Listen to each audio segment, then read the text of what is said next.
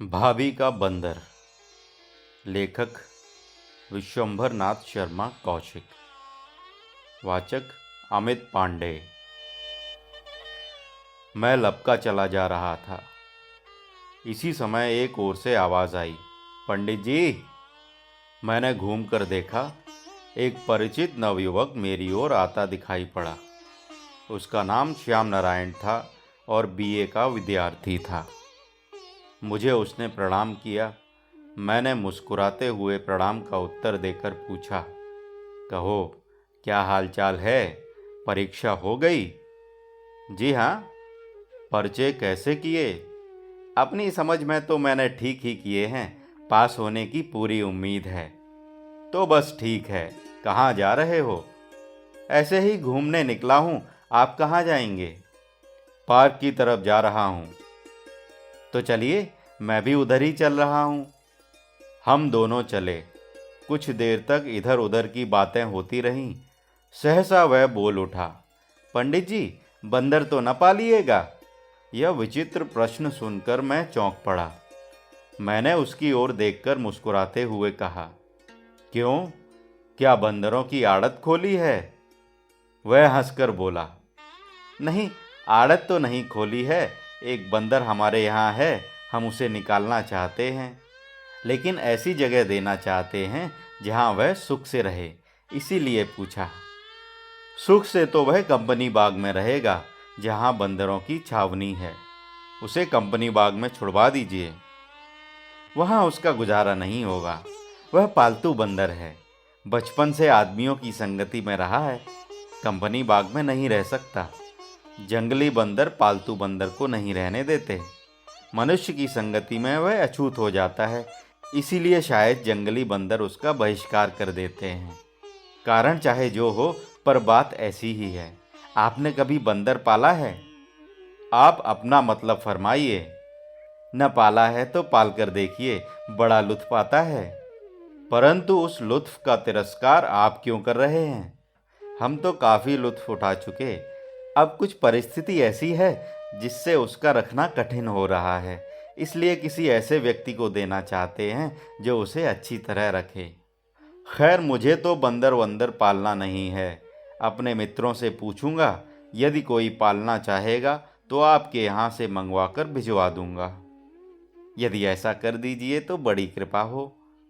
कृपा शब्द सुनकर मैंने समझा कि कुछ दाल में काला है, क्योंकि कृपालु वह समझा जाता है जो कोई वस्तु देता है। जब दाता यह समझता कि उसकी दी हुई वस्तु ग्रहण करके प्रतिग्राही उस पर कृपा करेगा, तब मामला कुछ गड़बड़ होता है। यह सोचकर मैंने उससे कहा, आखिर मामला क्या है जो आप उसका दान करने के लिए इतने आतुर हैं? किसी ग्रह की शांति के लिए पंडितों ने बंदर का दान तो नहीं बताया है? अजी नहीं, यह बात नहीं है। तो फिर क्या बात है? आप सुनना ही चाहते हैं तो चलिए, पार्क में बैठकर बताऊंगा। 10 मिनट में हम लोग पार्क जा पहुंचे।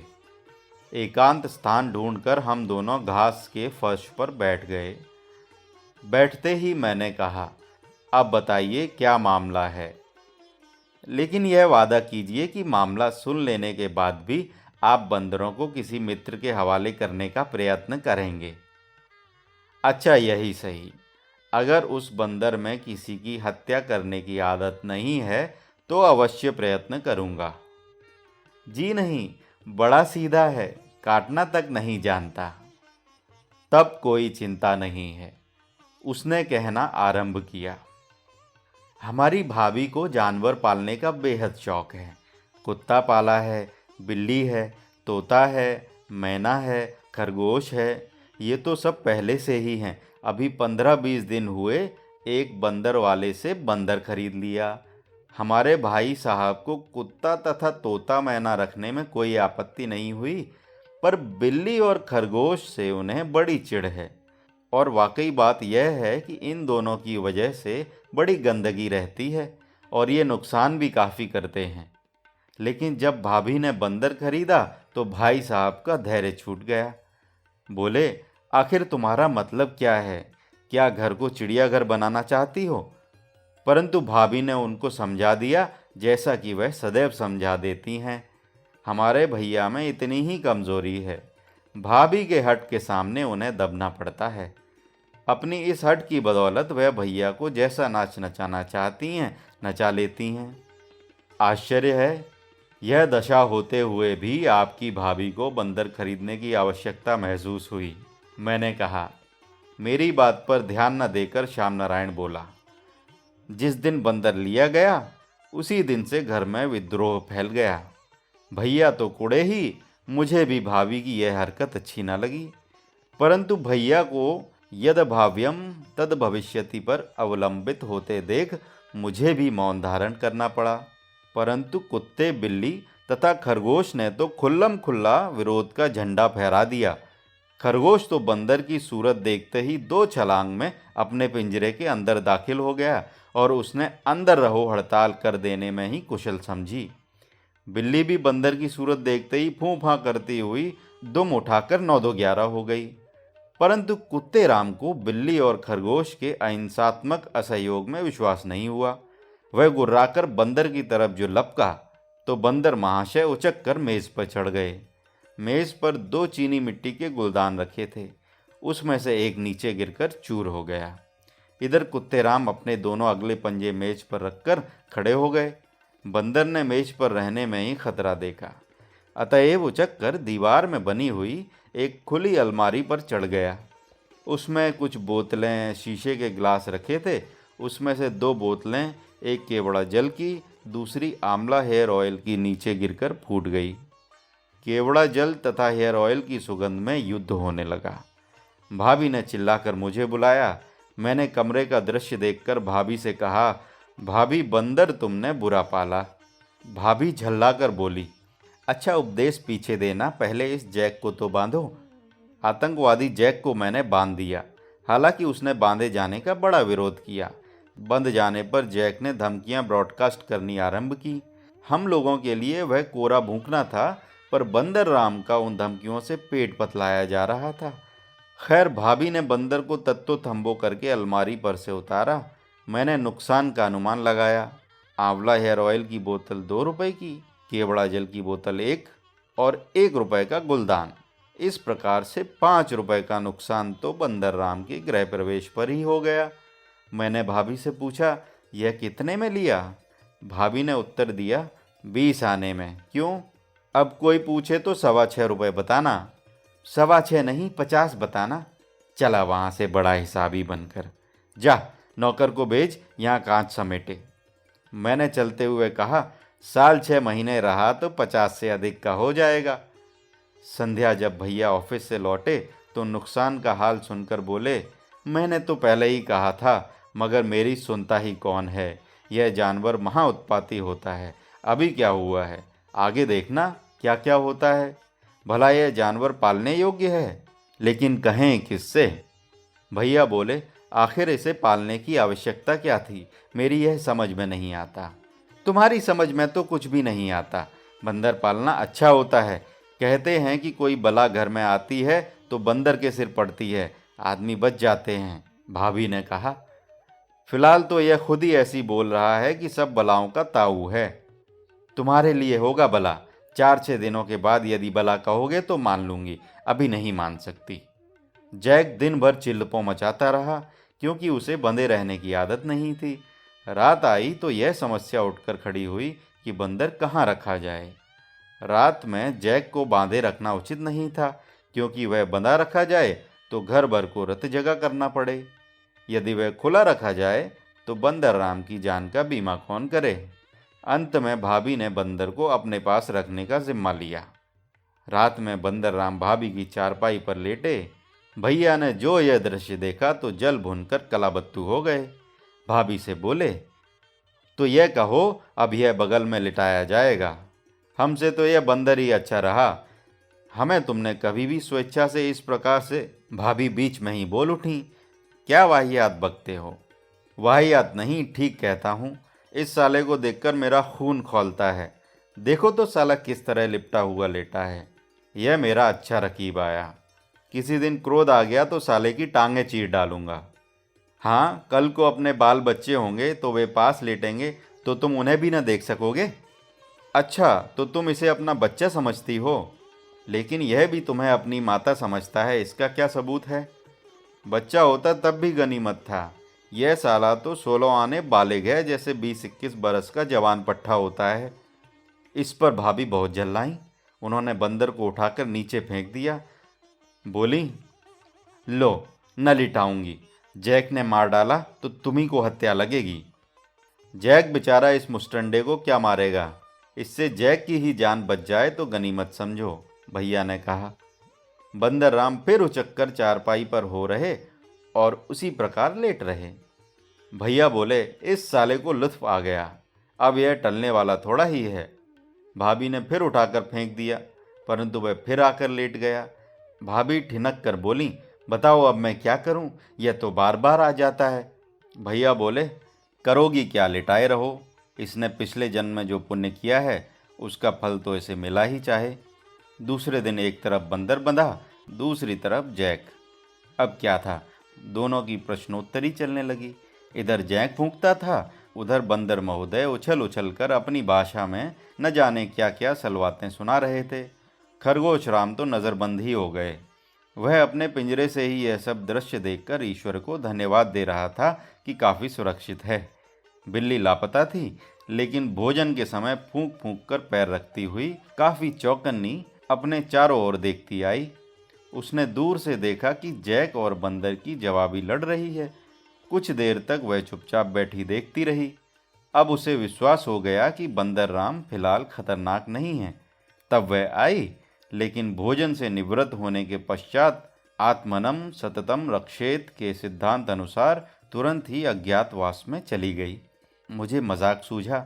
दूसरे बंदर को चुप करने का भी विचार था।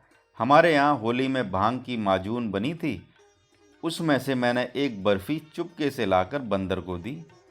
बर्फी लेकर पहले तो उसने सूंघी, तत्पश्चात थोड़ी सी दांत से कतरी। मीठी जो लगी तो झट से मुंह में रख ली। थोड़ी देर तक तो गाल में दाबे रहा, तत्पश्चात खा गया। इसके पश्चात मैं कार्यवश कुछ देर के लिए चला गया। वहां से लौटकर जो देखता हूँ तो ऐंठा सिंह चुपचाप अफीमची की भांति सिर झुकाए और आंखें बंद किए बैठे हैं। मैंने कहा, कहो दोस्त, क्या हाल हैं? मेरा कंठ स्वर सुनकर उसने आंखें खोली। आंखें अंगारों की तरह सुर्ख हो रही थीं। कुछ क्षणों तक मेरी ओर देखकर फिर आंखें बंद कर लीं। मुझे एक और बात सूझी। कान धोने की पिचकारी में पानी भरा और लाकर उसके मुंह पर फच से मारी। मुंह पर पानी पड़ते ही ऐंठा सिंह एकदम उछल पड़े और इस कदर खफा हुए कि यदि खुले होते तो मेरी खैर न थी। भाभी बोली, ये क्या करने लगे, बेचारे को परेशान करते हो। मैंने कहा, जब पाला है तो इसका कुछ लुत्फ भी तो लेना चाहिए। 6.25 रुपये वसूल कैसे होंगे? थोड़ी देर बाद ऐंठा सिंह पुनः समाधिस्थ हो गए। मेरा इरादा फिर पिचकारी मारने का था, पर भाभी नाराज होने लगी। दूसरे दिन मैंने फिर माजून की बर्फी दी। उसने हाथ में लेकर बर्फी सूंघी, फिर हाथ से ज़मीन पर रगड़ी। शायद उसका नशा पहुँचने के लिए ऐसा किया हो। रगड़ कर छोड़ दी और उसकी ओर पीठ करके बैठा, लेकिन बीच बीच में सिर घुमाकर देख लेता कि पड़ी है या नहीं।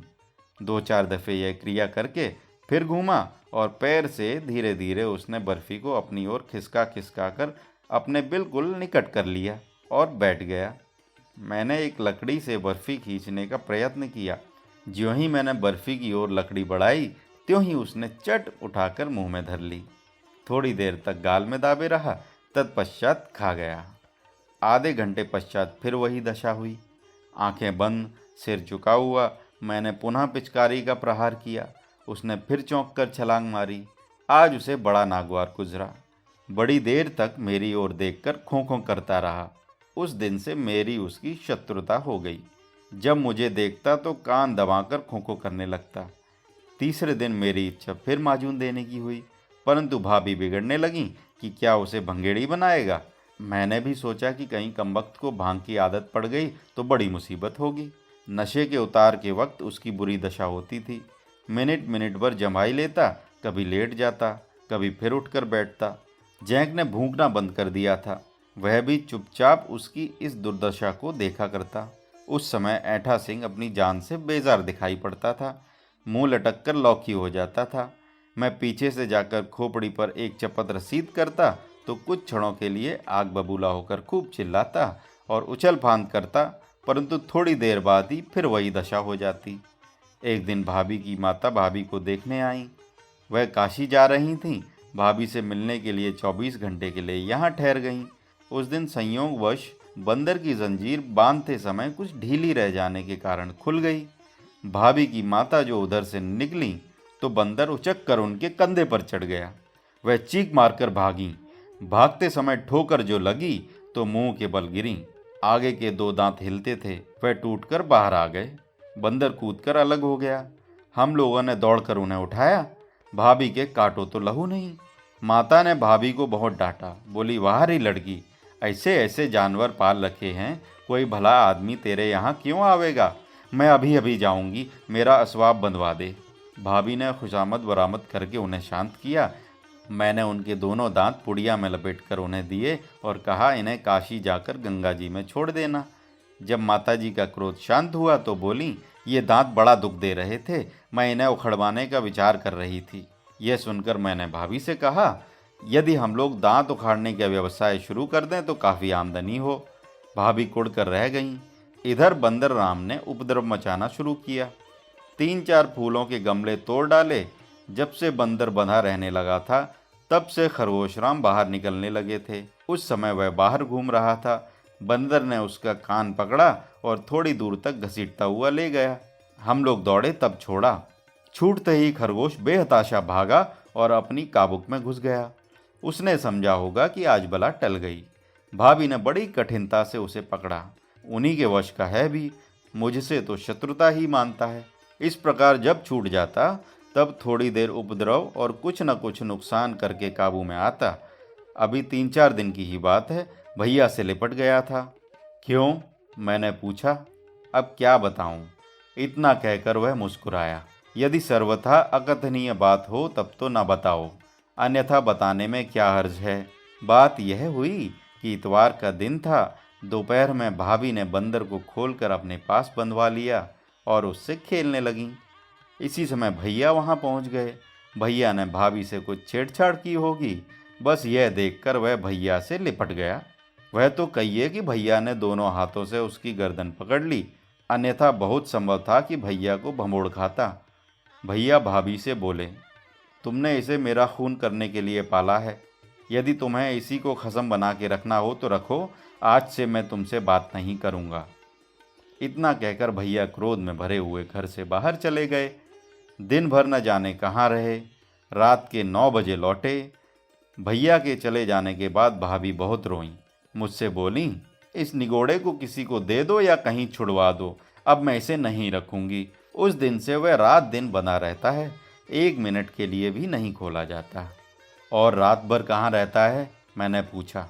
रात में भी बंधा रहता है। अब जैक उससे नहीं बोलता। वह समझ गया है कि यह भी घर का जानवर है। तब गनीमत है, यदि कहीं उसकी आदत यही होती कि श्याम नारायण मेरा तात्पर्य समझकर बोला। नहीं, वह आदत नहीं रही। भाभी ने उसे 3-4 ही दिन अपने पास लेटाया। उसके बाद पहले तो जैक के डर से ऊपर छत पर बंधवा देती रहीं। बाद में जब जैक का विरोध भाव जाता रहा तब कहीं भी बांध दिया जाता था। हाँ, 3-4 दिन तो खूब चीखा चिल्लाया, परंतु फिर शांत हो गया। यह उस बंदर की कथा है। अब भाभी मेरी नाक में दम किए हुए हैं। नित्य कहती हैं कि बंदर का कुछ प्रबंध किया। अब आप ही बताइए, मैं क्या प्रबंध करूं? किसी बंदर वाले को दे दो, मैंने कहा। बंदर वाले नहीं लेते। वे कहते हैं, हम क्या करेंगे, सीखा हुआ होता तो हम ले लेते। तो उसे कंपनी बाग में छुड़वा दो। भाभी वहाँ नहीं छुड़वाने देती। कहती हैं जंगली बंदर उसे मार डालेंगे। अजी ना, कहीं मार डालेंगे, 1-2 रोज में सब हिल मिल जाएंगे। भाभी से यह कह दो कि मित्र ने मांगा है, उनके यहाँ पहुँचाए देता हूँ और बाग में छुड़वा दो, झगड़ा मिटे। हाँ, यह तरकीब ठीक है। थोड़ा झूठ तो बोलना पड़ेगा। यदि आप हरिश्चंद्र के अवतार नहीं हैं तो ऐसे अवसर पर झूठ बोलने में कोई हर्ज भी नहीं है। ठीक है, ऐसा ही करूँगा। कहानी भाभी का बंदर। लेखक विश्वंभर नाथ शर्मा कौशिक। वाचक अमित पांडे।